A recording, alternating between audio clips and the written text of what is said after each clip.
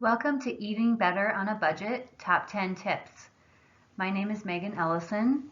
I'm a registered dietitian nutritionist, a certified specialist in obesity and weight management, and a certified diabetes educator. It's April 2020, and we are going to go through top 10 tips for eating better on a budget. Tip number 1, plan, plan, plan. This is really the most important out of all of the top 10 tips. And my patients and clients tell me all the time that planning is what really makes the difference in eating better and sticking with a budget. One of the first steps is to review what you have on hand. So check out your freezer, your pantry, the fridge, what's on the counter, and even what's in your garden so that you're using up fresh items and you're not purchasing duplicate items. Next, brainstorm ideas for meals and snacks and pick a time frame. So maybe it's for a week, or maybe it's for the next few days. Maybe it's even for a 2-week period. And then you can plan out those meals and snacks, getting the whole family involved. It's nice for everyone to have some input on what they're having for meals and snacks. If you're feeling stuck for ideas, go to your cookbooks. You can always check some out from the library. Check out websites and Pinterest. So for example, allrecipes.com is one website where you can input ingredients and it will bring up a list of recipe ideas using those ingredients. If you have recipe cards, you can go through those and share those with your family. And then ask friends and family for ideas. Plan for leftovers so that you're not over purchasing. So for example, utilizing a dinner meal as a lunch for the next day. And then make a grocery list using the missing items that you need to round out to make all of those meals and snacks. It's nice to categorize this grocery list by the store layout to maximize your efficiency and to reduce your time spent shopping and time spent in the store. When you're thinking about these recipes, consider swapping in healthier and cheaper ingredients when you're able, or when you're at the store, checking out the sales and utilizing those sales to purchase items that are potentially more expensive for less. So speaking of sales, the next tip, number 2, is to get the best price. Many grocery stores have advertisements that they place in the paper that come out weekly, and you're able to look through those advertisements ahead of time to see what's on sale or see what deals are in the store or even what's fresh. And then a lot of the grocery stores have now also transitioned to coupons online and even coupon apps. So if you have a smartphone, you can download a coupon app that will help organize and bring up the most recent coupons available to you. And that can actually provide quite a bit of cost savings. Then when you're at the store, look for the sales and the deals or specials going on. Sometimes it's nice to stock up on the non-perishable items when they're on sale, and a lot of times the store loyalty cards or the store brands will provide an additional discount. And then I like to shop around to multiple different stores. I have my favorite stores for certain items. For example, I really like Winco for dried goods because they have a huge bulk bin section.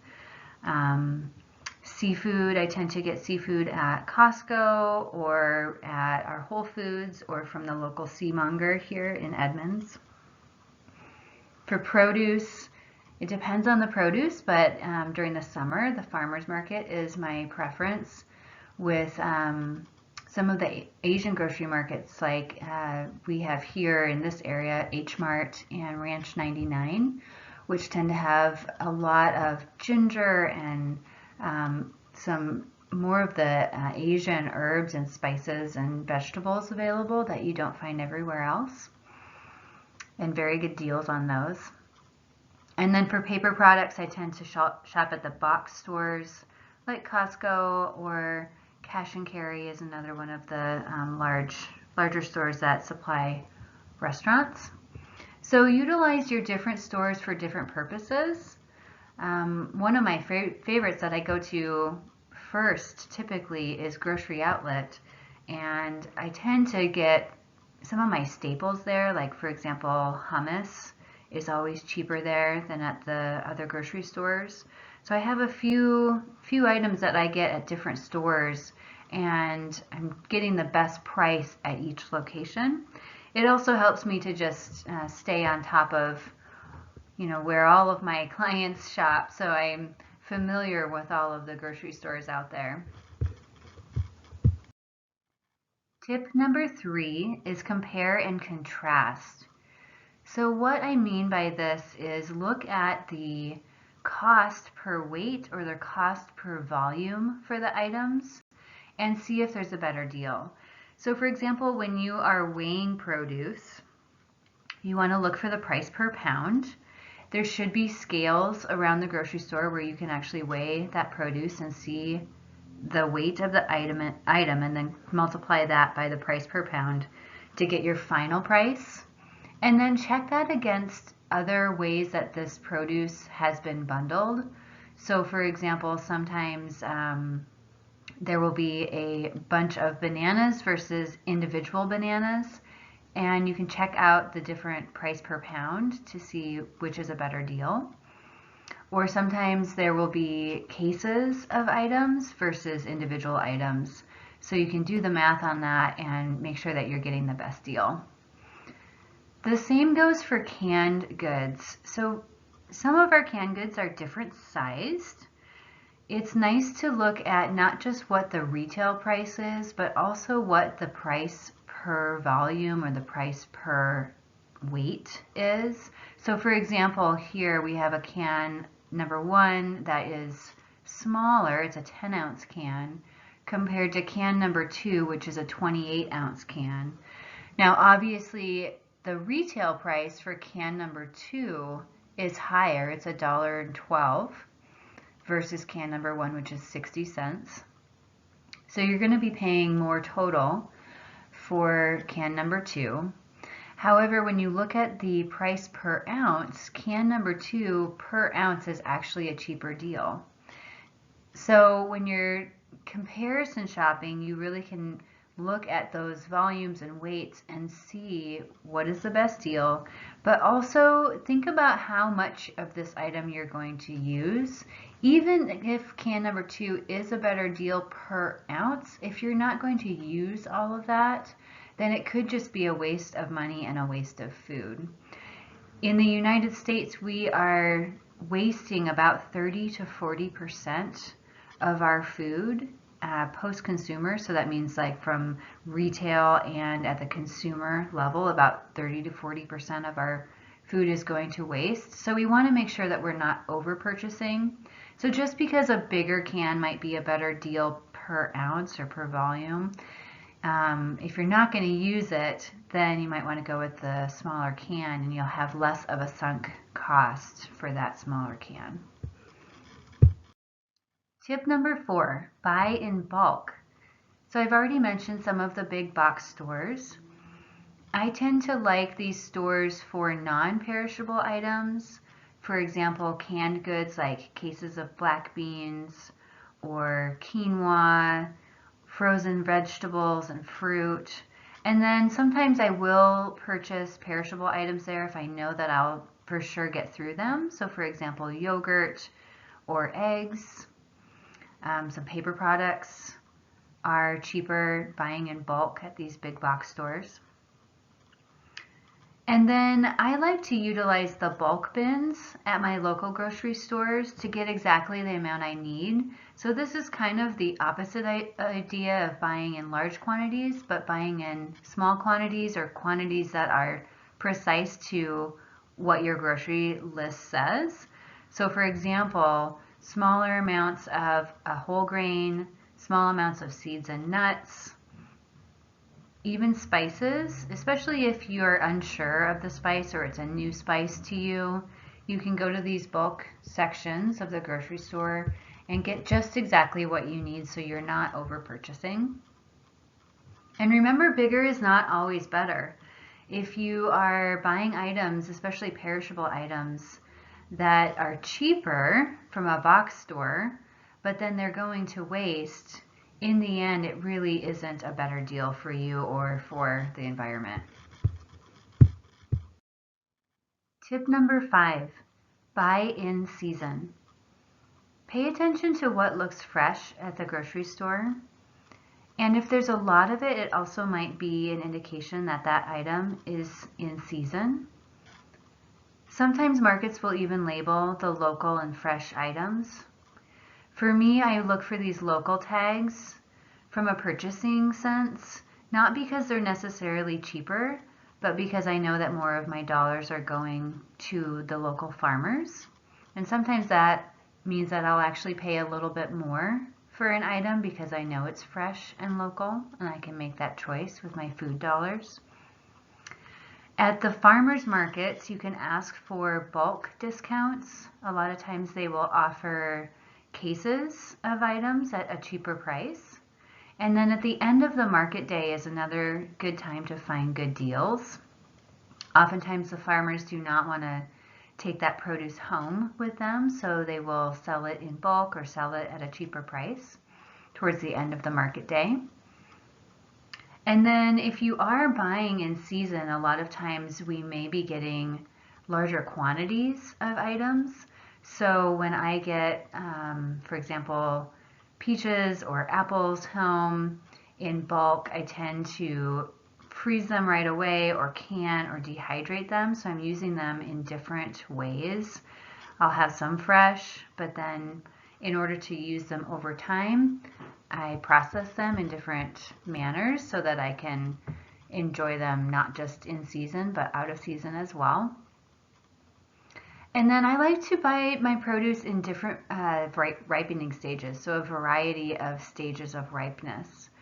When I bring that produce home, I will also stagger the ripening by placing it in different areas of the house or the garage. So for example, if I bring home a bag of avocados, a couple go on the counter, a couple go in the garage, and a couple go in the fridge. And then they are ripening at different stages, so they're not all coming ripe at once. So I feel like I can stagger that a little bit better so that I'm not wasting the food items. Tip number 6, go back to basics. Sometimes with shopping, we are shopping out of convenience, and that tends to add cost. Every time that the food is processed, usually there's an additional cost and even potentially an additional loss of nutrients. So how can we go back to basics and make this a little bit more simple with whole foods and potentially items that we can be making at home? For example, trail mix is an easy item to make at home, and then you get to choose what goes into that trail mix. Granola is a great example of an item that tends to be high cost at the grocery store, but you can make it at home for very cheap. Also, granola is one of those items that tends to have a bunch of added sugar and oils that you don't necessarily want, and so you can control those items when you're making it at home. Another consideration is, what am I missing in my dietary intake? So thinking about getting back to basics with fruits, vegetables, half of your intake of grains as whole grains. Many of us are missing these whole foods in our diets, and if we can just make some simple swaps for more whole foods and less processed foods, we're going to be saving money but also increasing nutritional intake at the same time. Tip number 7, use easy on your wallet ingredients. Here are some examples. For proteins, I tend to like eggs, beans, lentils, and tofu for cheaper options. For example, a can of beans that's about 15 ounces tends to be right around 99 cents compared to a pound of protein or a pound of animal protein that tends to run around $5 or $6 a pound. For tofu, I can get that for $1.99 a pound. And when you're thinking about beans and lentils, you can also buy dry, which is an even more cost savings, and then it lasts a long time in your pantry as well. Eggs are considered the perfect protein as far as the essential amino acid complement, and I like that they come in little packages so you can portion control how much protein that you want in that recipe. For grains, we've already mentioned bulk bins. I tend to like the bulk bins for things like oatmeal, quinoa, amaranth, brown rice, maybe some other grains like wild rice or millet that you might want smaller quantities of. At my grocery outlet here locally, they have day-old bread from a local baker. And so I shop there. It's about half price what I would pay at the bakery when it's, the day of. And then we also have bread outlet stores here. So in our area, we have a Franz outlet that has really good deals. And sometimes I will even buy bread at the big box stores like Costco and then freeze one of the loaves because it tends to come in 2-loaf packages. So I'll have 1 loaf out on the counter or in the refrigerator depending on how long it's lasting because they tend to be larger loaves. And I don't want them to mold here in the Pacific Northwest. I don't want to waste the food. So I'll use the fridge or the freezer to make that last longer. For fruits and vegetables, canned and frozen options are very nutritious. However, you do want to make sure that you are reading the labels on these items and looking for the options that don't have the added salt, sugar, and fat. So for example, a bag of broccoli really should just say broccoli in the ingredient list. Or for a can of beans, for example, look for the low sodium or the no salt added options. We've already mentioned purchasing in season for fruits and vegetables, and then even planting a garden or an herb box. So I let my garden overwinter this year, and I currently have bok choy and a ton of chives that were just left over from last year, and we've been enjoying them now. And that's the best deal in the world because it's free. Tip number 8, batch cook. Batch cooking is basically cooking in larger quantities. So you're cooking larger amounts at one time to support meals or snacks for the whole week. So for example, I will often roast a bunch of vegetables at the beginning of the week and then utilize that throughout the week. Or sometimes we cook a giant pot of brown rice or oatmeal or even pasta and then use those for different meals throughout the week. Both rice and oatmeal are great in the microwave. If they've already been cooked, you can basically heat them up in 1 to 2 minutes and they come out really well steamed. I tend to freeze brown rice in smaller portions when I'm making a big batch and I know I'm not going to get through it. And the frozen brown rice actually turns out really well with reheating. For oats, we oftentimes use that for breakfast. So it's a quick breakfast that you can just add some berries and nuts to in the morning.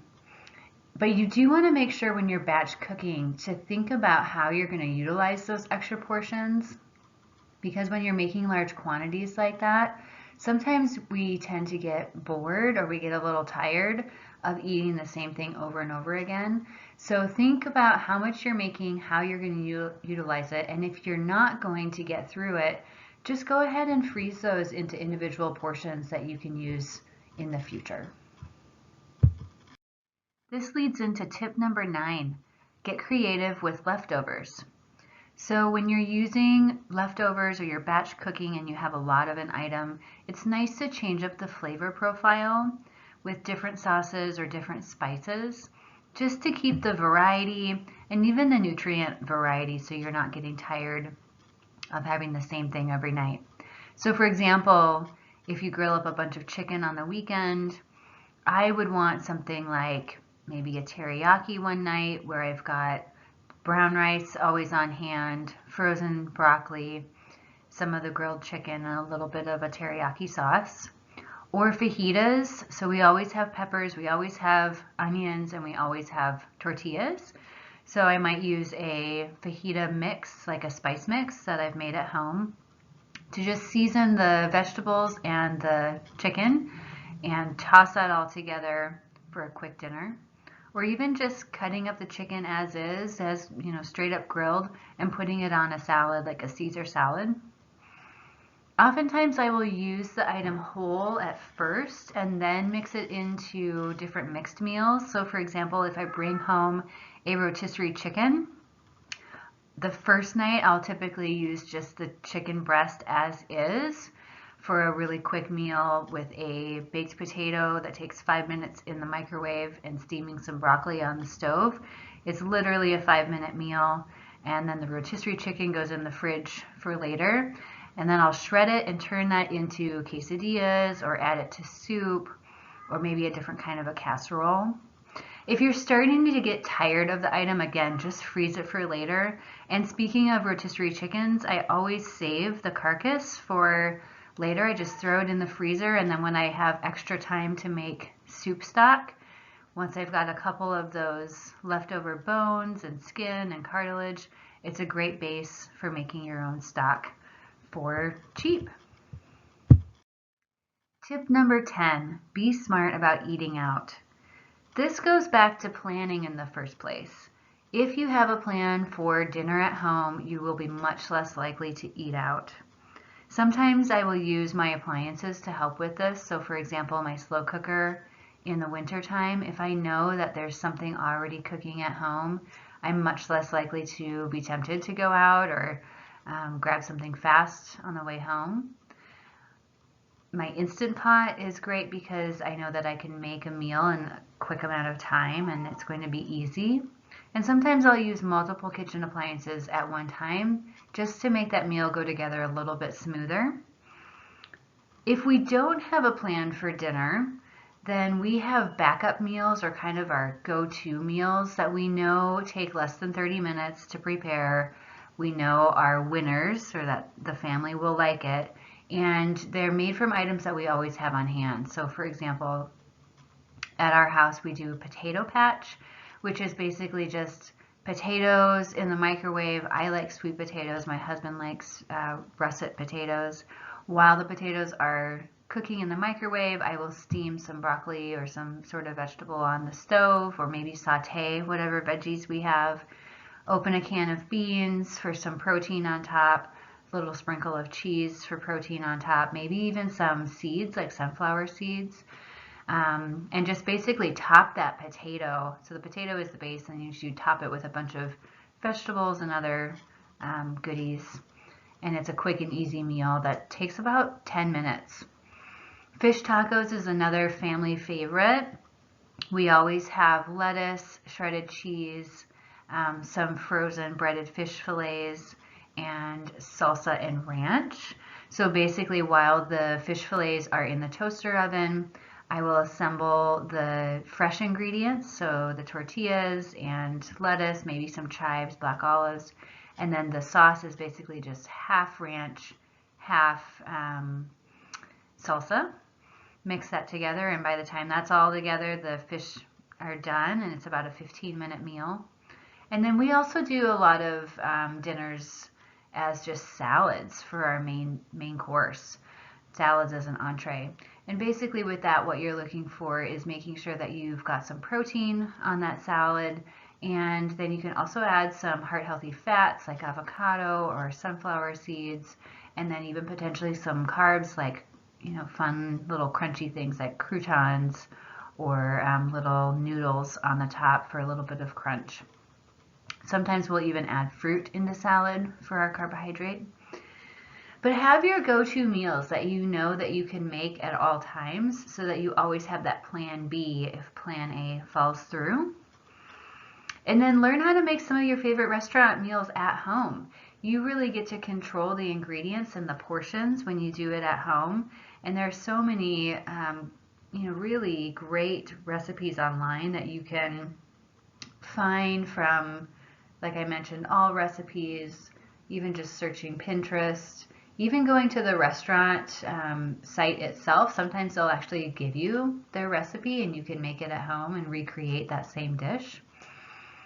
And I would treat eating out as a special treat because when we're thinking about budgeting, eating out tends to eat up a lot of our food budget. And I like to really be mindful about which restaurants we're supporting and choosing to support with our food dollars those local businesses that we think are doing a good job, and not just being haphazard about eating out. So that concludes our top 10 tips for eating better on a budget. Just to recap, there are your tips 1 through 10. Along with this presentation, you should be receiving handouts, including a handout called Eating Better on a Budget, Top 10 Tips from the USDA. And then our Sound Dietitian's grocery shopping tips for maximizing efficiency and reducing waste. Also from the USDA My Plate is a sample 2-week meal plan, a grocery list, and cookbook with recipes, just for some more ideas. And then we're providing you with a blank meal plan so you can do your own meal planning at home, and a blank shopping list by category so you can start getting a little bit organized with your shopping. So thank you for attending, and thank you to our sponsors. Both Verdant Health Commission and Stille Valley Health Connections sponsored the talk today. I hope it was helpful and inspiring to get you eating better on a budget. If you have any questions, you can certainly reach out to us at Sound Dietitians. Our website is sounddietitians.com, or our phone number is listed there as well. Again, this is Megan Ellison. I'm the owner of Sound Dietitians, and thank you so much for spending some time with us. Bye-bye.